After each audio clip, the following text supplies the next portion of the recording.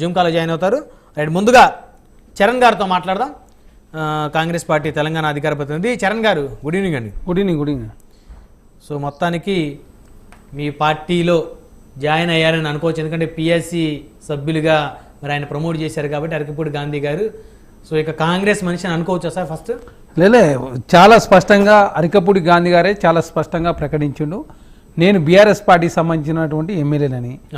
BRS party సంబంధించిన MLA ఉన్నందుకే Congress party ప్రతిపక్ష పార్టీకి ఏదైతే పిఎస్సి చైర్మన్ ఇస్తారో ఆ పదవిని ఏదైతే ఫార్మాలిటీస్ ప్రకారం అంటే గత సంప్రదాయాలకు భిన్నంగా కాంగ్రెస్ పార్టీ వ్యవహరించలేదు. సంప్రదాయాలను గౌరవించే దానిలో భాగంగా కాంగ్రెస్ ప్రభుత్వం తెలంగాణ రాష్ట్రంలో అధికారులు ఉన్నప్పటికీ బీఆర్ఎస్ పార్టీలో ఉన్నటువంటి ఎమ్మెల్యేని మాత్రమే పిఎస్సి చైర్మన్గా నియమించారు. అందులో సభ్యులు కూడా ఎక్కువగా బీఆర్ఎస్ పార్టీకి సంబంధించినటువంటి సభ్యులు ఉన్నారు. అదే కాకుండా ఇప్పుడు ప్రధానంగా బీఆర్ఎస్ పార్టీ ఏం చేస్తూ ఉందంటే తెలంగాణ రాష్ట్రంలో ప్రాంతీయ విద్వేషాలు రెచ్చగొట్టే ప్రయత్నం చేస్తూ ఉంది. ఎందుకంటే వారి అసలు రంగు బయటపడ్డది.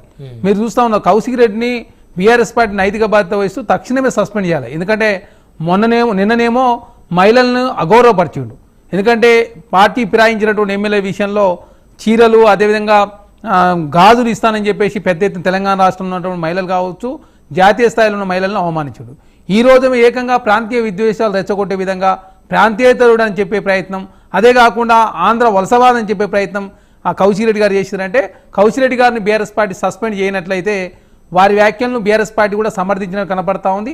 అదే కాకుండా హైదరాబాద్ రంగారెడ్డికి సంబంధించినటువంటి ఎమ్మెల్యేలంతా కూడా స్పందించాలి బీఆర్ఎస్ పార్టీలో ఎమ్మెల్యేలు. ఎందుకంటే కౌశిక్ రెడ్డి వ్యాఖ్యలను వారు సమర్థిస్తారా, లేదు వ్యతిరేకిస్తారా, లేదు బీఆర్ఎస్ పార్టీని సస్పెండ్ చేస్తారని చెప్పేసి కాంగ్రెస్ పార్టీ కూడా మేము వెయిట్ చేస్తాం. ఎందుకంటే ఈ పంచాయతీ బీఆర్ఎస్ పార్టీలో ఉన్నటువంటి ఇద్దరు ఎమ్మెల్యేల మధ్య తగాదా, దీని అనవసరంగా రాద్ధాంతం చేసే ప్రయత్నం, కాంగ్రెస్ పార్టీ మీద బురదలే ప్రయత్నం, తెలంగాణ రాష్ట్రంలో కాంగ్రెస్ ప్రభుత్వానికి మచ్చ తీసుకొచ్చే ప్రయత్నం బీఆర్ఎస్ పార్టీ చేస్తూ ఉంది. ఎందుకంటే ఒకాంచి వారి మీద వారే దాడులు చేసుకుంటూ ఉన్నారు. ఎందుకంటే కౌశిక్ రెడ్డి ఏమో అరకపూడి గాంధీ ఇంటికి వస్తానని చెప్పేసి వారే సవాల్ చేసి, నిన్ననేమో మహిళలను అగౌరవపరిచే విధంగా నిన్న మహిళలను కించపరిచిండు.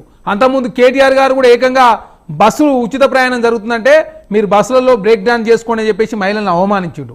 నిన్ననేమో కౌశిక్ రెడ్డి మహిళలను అవమానించుడు. ఈ రోజు ఏకంగా ఆంధ్ర వలసవాదులు అని చెప్పేసి తెలంగాణ దోసుకుంటానికి వచ్చిందని చెప్పేసి అరకపూడి గాంధీ మీద వివాదాస్పద వ్యాఖ్యలు కౌశిక్ రెడ్డి గారు చేస్తున్నారంటే బీఆర్ఎస్ పార్టీ కౌశిక్ రెడ్డిని బీఆర్ఎస్ పార్టీని సస్పెండ్ చేస్తే తప్ప మళ్ళీ ఇక్కడ ప్రాంతీయ విద్వేషాలు రెచ్చగొట్టే చాలా స్పష్టంగా బీఆర్ఎస్ పార్టీ అసలు నీతి ద్వంద్వ నీతి బయటపడ్డది. కౌశిక్ రెడ్డి గారిని ఉంచుకుంటారా, సస్పెండ్ చేస్తారా? అంటే కౌశిక్ రెడ్డి గారు కొంచెం సౌమ్యుడే కదా సార్. కౌశిక్ రెడ్డి గారు సౌమ్యుడే, ఇంత రాజకీయం ఎందుకు చేస్తాడు? మీ బీఆర్ఎస్ పార్టీలో ఉన్న ఎమ్మెల్యే ఇప్పుడు గరికపూడి గాంధీ గారిని సస్పెండ్ చేయండి. మీరు మీ పార్టీ అసలు గరికపూడి గాంధీ గారు మీ పార్టీ కాదా?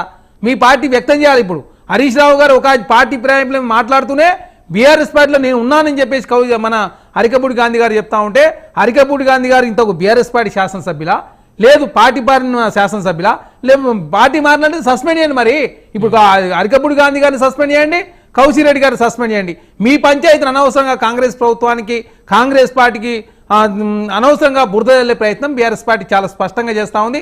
తెలంగాణ రాష్ట్రంలో ప్రశాంతంగా తెలంగాణ రాష్ట్రంలో ప్రజలంతంగా స్వేచ్ఛగా యథేచ్ఛగా తెలంగాణ రాష్ట్రంలో పరిపాలన కొనసాగుతూ ఉంటే ప్రజాప్రభుత్వాన్ని డిస్టర్బ్ చేసే ప్రయత్నం బీఆర్ఎస్ పార్టీ గలాట సృష్టించి ఆంధ్రకు తెలంగాణ పంచాయతీ పెట్టే ప్రయత్నం జరుగుతూ ఉంది, చాలా స్పష్టంగా కనపడతా ఉంది. కాబట్టి ఇప్పటికైనా బీఆర్ఎస్ పార్టీ చిత్తశుద్ధి నిజాయితీ ఉంటే తక్షణమే కౌశిక్ రెడ్డి గారిని సస్పెండ్ చేయాలా.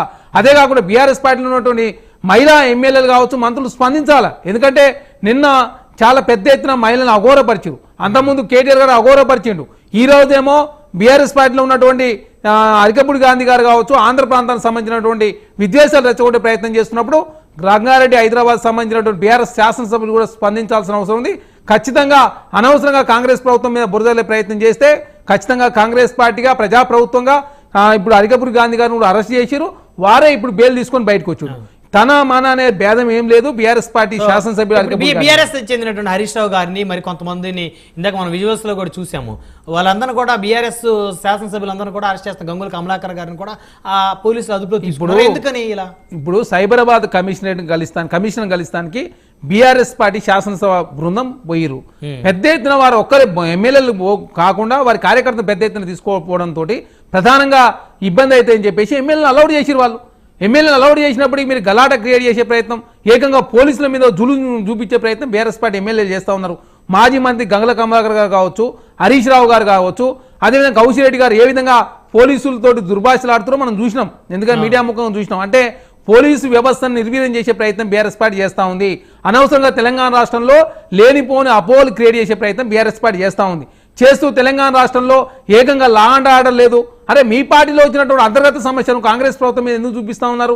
కాంగ్రెస్ ప్రభుత్వంగా మేము పారదర్శకమైనటువంటి ప్రజాపాలన అందిస్తా ఉన్నాం. ఖచ్చితంగా చట్టము అందరికి సమానం అని చెప్పే ప్రయత్నంలో భాగంగా కాంగ్రెస్ ప్రభుత్వం ముందుకు పోతా ఉంది.